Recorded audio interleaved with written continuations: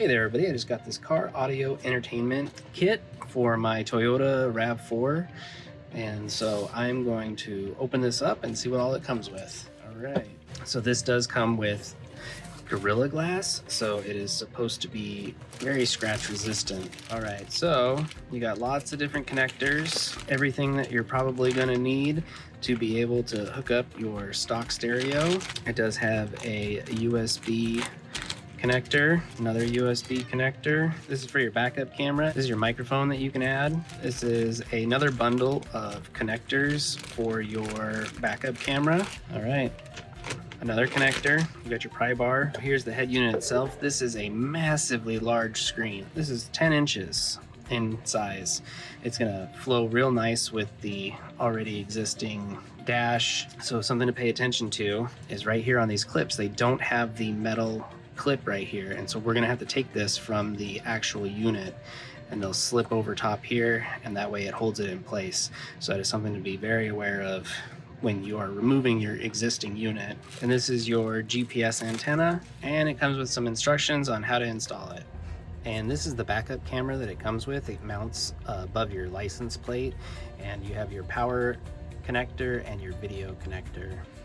All right, so it does come with some clips that you can install here on the back, and this will act as its connection points to hold it within the stereo. And it also comes with these little connectors in case your system that you have doesn't have these adjustments right here. You can just pop these little blanks in. And so mine does have that, and so I do not need to install those there. But I am going to secure these in place just so that I don't have to worry about doing it while I'm in the car. It does have these little slots here, so you can't really install them incorrectly. So I'm gonna get these all installed, screw them in place before I take it out to my car. And the same thing for this, they have different patterns here so that you can't install it in the incorrect location. All right, so to install the head unit, the first thing that we are going to do is have to take this off, and you want to make sure you're really careful with this so you don't crack it or break it. It's got some multiple clips all throughout this whole length here, so just be aware of that while you're trying to pry it off. And it does come with your little crowbar pry tool to help release this. All right, so for starters, I'm going to start right here. I'm just going to kind of work this down and get that thing to pop up, and now I'm going to slowly work my way along the rest of this. And so you can kind of see right here, you can see where there are clips. So once you get it pried up, you can kind of work your way down, and this whole thing will just kind of pop off. So there we go. That's how that came off. In order to remove this piece right here, there is some clips right here and here that we just pry, and it's going to come right out. So I'm gonna use my pry tool and just kind of wedge it in there and then just pop it out just like that. So then once that is released, just take it and I'm gonna kind of move it out of the way to the best of my ability. So the next thing you have to do is remove these vents, and they're not attached to the head unit. They've got these clips right here, and I just used this to pry and pop them out. And so there's one more clip, and it's gonna be down here. And so just kind of pull it and it comes right out. And so this is your unit that you're going to want to save, because you need this little portion here. And these were the clips that I was talking about that you're going to want to make sure you save, because this does not come with those clips, as you can see right here. So now once you get the two side vents off, this head unit will come out after you take out these 4 10mm bolts. And so there's 4. So just use this 10mm socket to unscrew these. Once they get broken free, you might want to grab them by hand just so you don't drop them down.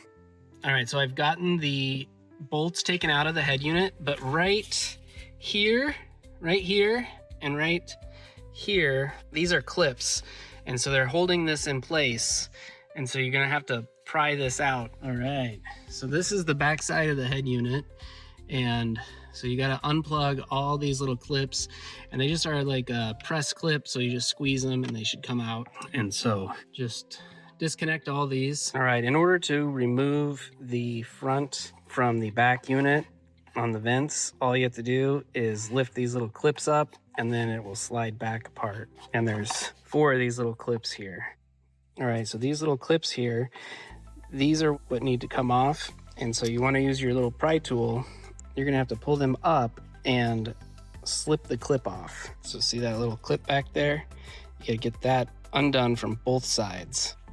And then to make sure that everything works correctly, these are the clips that were on the head unit that's holding it in place. I'm gonna use those to put on these 4 pieces here. All right, so when installing these, make sure you have the correct side for the side that you're installing, and then just make sure that the clips all line up and everything's going in nice and straight. You wanna make sure that nothing is going in the wrong way. Everything should just slide together and then be able to clip right in. And this is what it looks like. So nice.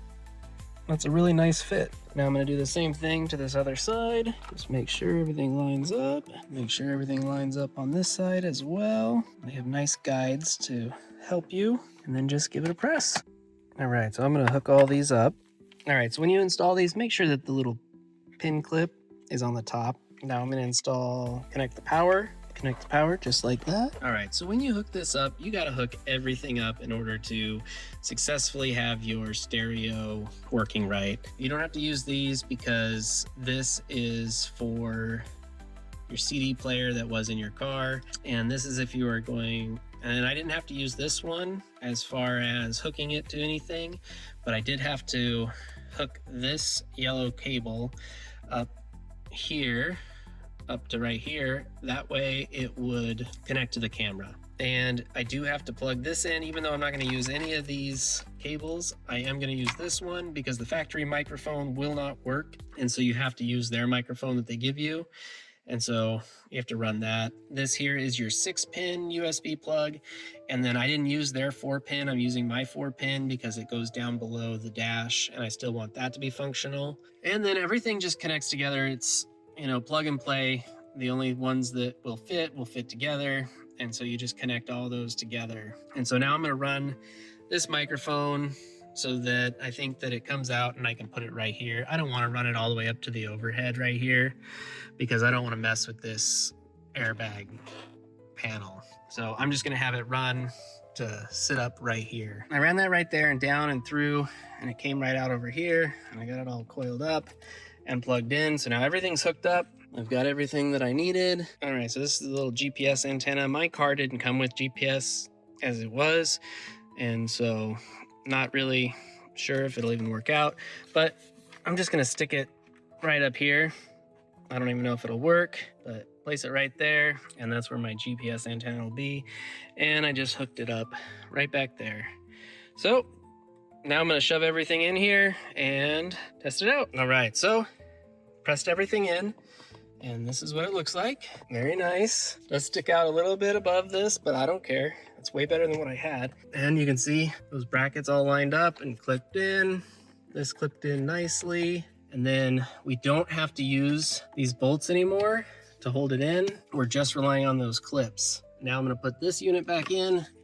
So when clipping this back in, just make sure everything's pushed down and out of the way. All right, so with this head unit, you do have to put this on at the same time that you're gonna push this on, because otherwise you're not gonna be able to get this lip behind here with your clips there. So you gotta kind of put it in at the same time and then get everything to line up and press it in together. All right, once you get it all pressed in, everything is gonna fit nice. Everything is smooth. It looks really natural to the car. And so I'm really excited about this. All right, so our next step is going to be to make sure that this steering wheel controls are programmed correctly on here.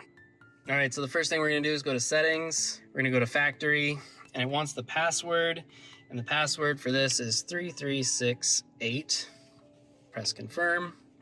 And now we have our factory mode. And so now we want to set up the steering wheel. All right, so now we go to car mode, just make sure that it's right.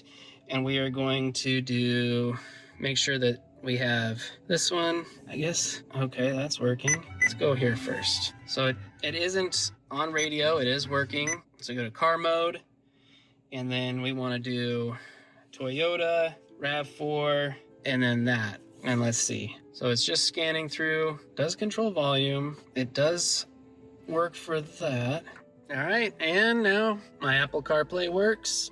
It's connected to my phone. You can see that I'm recording, and you can go here and you can see all the different apps you can use, lots of different settings. And so, yeah, you can just set everything up. Pretty cool.